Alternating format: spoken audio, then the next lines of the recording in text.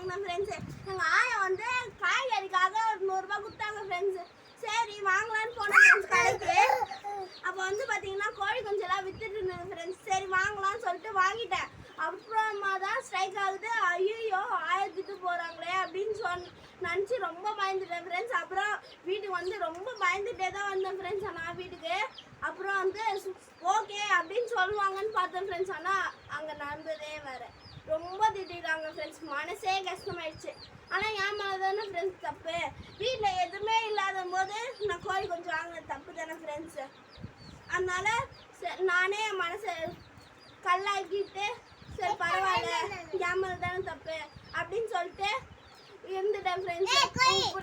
என் தம்பி கூட இதெல்லாம் பிடிச்சிருக்கு ஃப்ரெண்ட்ஸ்.